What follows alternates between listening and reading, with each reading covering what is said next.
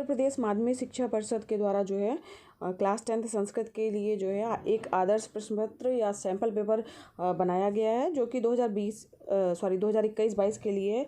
और आपका पेपर जो है वो 3 घंटे 15 मिनट का होगा। 15 मिनट आपको पेपर पढ़ने के लिए निर्धारित किए गए हैं और आपका पूर्णांक जो है वो 70 नंबर का होगा। तो चलिए देखते हैं कि इसमें क्या क्या चीज़ें जो हैं वो आई हुई हैं। तो सबसे पहले जो पहला प्रश्न है, इम्पॉर्टेंट प्रश्न है, वो है आपका गद्यांश का हिंदी में ससंदर्भ आपको अनुवाद करना है, उसकी व्याख्या करनी है। तो यहाँ पर जो है ये गद्यांश दिया हुआ है। यहाँ पर देखिए किसी एक का दिया गया है, तो कंफ्यूज मत होइएगा, या तो का वाला कीजिएगा या तो फिर खा वाला कीजिएगा, ठीक है। तो किसी भी एक का जो है आपको संदर्भ सहित जो है उसका जो है वो व्याख्या करनी है। अगला प्रश्न बढ़ते हैं बच्चों। ये अगला प्रश्न आपका जो है वो सारांश जो है एक पाठ का, किसी भी एक पाठ का जो है हिंदी में सारांश लिखना है। तो यहाँ पर देखिए 3 यहाँ पर भी आपको ऑप्शन दिख रहे होंगे, क ख ग। इसमें से किसी भी एक का जो है आपको सारांश जो है वो अपने शब्दों में जो है हिंदी में ही लिखना है, ठीक है। तीसरा प्रश्न जो है आपका वो है एक श्लोक का ससंदर्भ हिंदी में व्याख्या करने के लिए। तो यहाँ पर देखिए श्लोक दिए गए हैं 2, इसमें से कोई भी एक श्लोक जो है उसको हिंदी में जो है आप उसका संदर्भ लिख के और व्याख्या करनी है। अगला प्रश्न जो है आपका चौथा प्रश्न जो दिया गया है बच्चों, वो है आपका किसी एक सूक्ति का जो है संदर्भ हिंदी में व्याख्या करना है। यहाँ पर 3 सूक्तियाँ दी गई हैं, इसमें से कोई भी एक जो है आप सूक्ति ले सकते हैं और उसकी हिंदी में व्याख्या आपको करनी है। 5वां प्रश्न जो दिया गया है वो है आपका एक श्लोक जो है, यहाँ पर देखिए 2 श्लोक हैं, इसमें से कोई भी एक जो है वो लेते हुए उसका संस्कृत में जो है वो अर्थ लिखना है। ध्यान दीजिएगा, यहाँ पे इसका अर्थ जो है हिंदी में नहीं लिखना, बल्कि किस में लिखना है, संस्कृत में ही जो है उसका अर्थ लिखना है। तो ये हो गया आपका 5वां प्रश्न। इसके बाद यहाँ पर जो 6वां प्रश्न दिया गया है बच्चों, उसमें से जो है किसी एक पात्र का आपको चरित्र चित्रण करना है। तो यहाँ पर देखिए एक पात्र का ही केवल करना है। यहाँ पर ऑप्शन के रूप में आपके पास का, ख, ग 3 जो है वो विकल्प दिए गए हैं। महात्मा गांधी का चाहे कीजिए, चाहे तो जी मूत वाहन का कीजिए, या तो फिर दीपक का कीजिए, ठीक है। तो यहाँ पर इन 3 में से किसी भी एक पात्र का जो है चरित्र चित्रण करना है, और वो भी बच्चों हिंदी में करना है। तो ये हो गया आपका 6वां प्रश्न। 7वां प्रश्न जो है यहाँ पर देखिए किन्हीं भी 2 प्रश्नों के उत्तर जो है आपको संस्कृत में ही देने हैं। यहाँ पर का, ख, ग 3 जो है प्रश्न है, इसमें से किन्हीं भी 2 प्रश्नों के उत्तर जो है आपको संस्कृत में देने हैं। बच्चों इन प्रश्नों का जो है सोल्यूशन जो है या हल जो है हम इसके नेक्स्ट वीडियो क्लास में करेंगे, आप उसको जरूर देखिएगा बच्चों, जो आने वाला वीडियो है। अभी हम केवल पेपर की बात कर रहे हैं, जो कि उत्तर प्रदेश माध्यमिक शिक्षा परिषद के द्वारा जो है सैम्पल पेपर बनाया गया है। तो यहाँ पर देखिए 7वां प्रश्न के बाद ये सारे प्रश्न बच्चों इंपॉर्टेंट हैं और हो सकता है कि यही पेपर में आ जाए आपके, तो इसको जरूर तैयार कर लीजिएगा। यहाँ पर देखिए 8वां प्रश्न जो है वो आपका विकल्प के रूप में है। तो यहाँ पर सही विकल्प आपको चुन करके लिखना है। यहाँ पर देखिए एक प्रत्याहार के वर्ण है, यहाँ पर उसका आंसर लिखना है आपको। फिर उसके बाद है खा जो है किसी एक वर्ण का उच्चारण।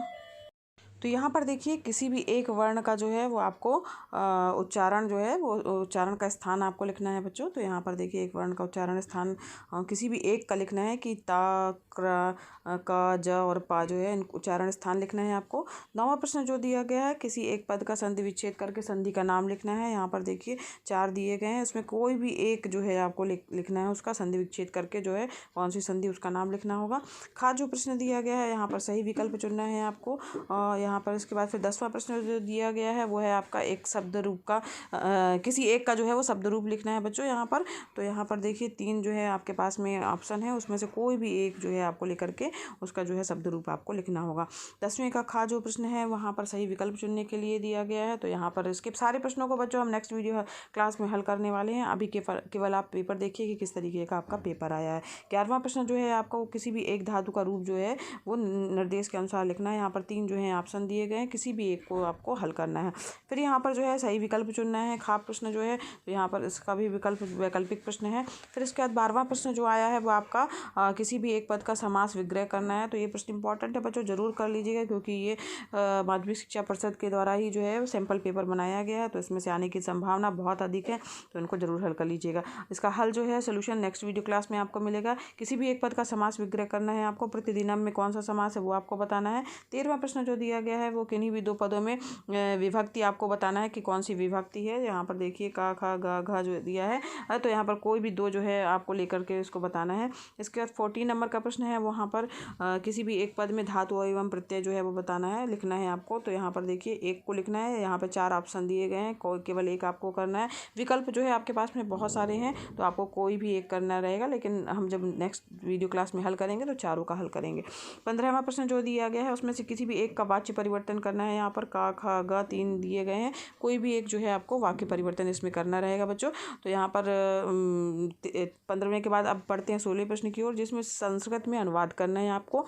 तो यहाँ पर देखिए कई जो है वाक्य दिए गए हैं और उसमें सभी वाक्यों का जो है 6 टोटल वाक्य दिए गए हैं, 6 वाक्यों का संस्कृत में आपको अनुवाद लिखना रहेगा। 17वां प्रश्न जो है आपको वो है आपका निबंध लिखने के लिए, जो कि 8 वाक्यों में आपको वो लिखना रहेगा। तो यहाँ पर देखिए 5 जो हैं इसके क्या दिए गए हैं, विषय दिए गए हैं, उसका संस्कृत में ही आपको निबंध लिखना रहेगा, 8 लाइन का लिखना रहेगा। 18वां प्रश्न जो दिया गया है वो आपको 4 जो पद हैं किन्हीं भी 4 पदों का संस्कृत वाक्यों में प्रयोग करना है। यहाँ पर देखिए यहाँ पर 8 जो हैं दिए गए हैं और 8 में से कोई भी 4 पदों का जो है संस्कृत में वाक्यों में प्रयोग करना है। तो इस प्रकार से बच्चों जो है ये आपका पेपर यहीं पर समाप्त हुआ। तो इतना ही आपका पेपर है, और पेपर बच्चों ये सारे क्वेश्चन इंपॉर्टेंट है, तो ज़रूर से ज़रूर सारे क्वेश्चन कर लीजिएगा। नेक्स्ट वीडियो क्लास में इसके सारे सोल्यूशन हम हल करेंगे, इसको किस तरीके से हल करना है तो वो हम नेक्स्ट वीडियो क्लास में करेंगे। नेक्स्ट वीडियो क्लास जो है आप ज़रूर देखिएगा बच्चों।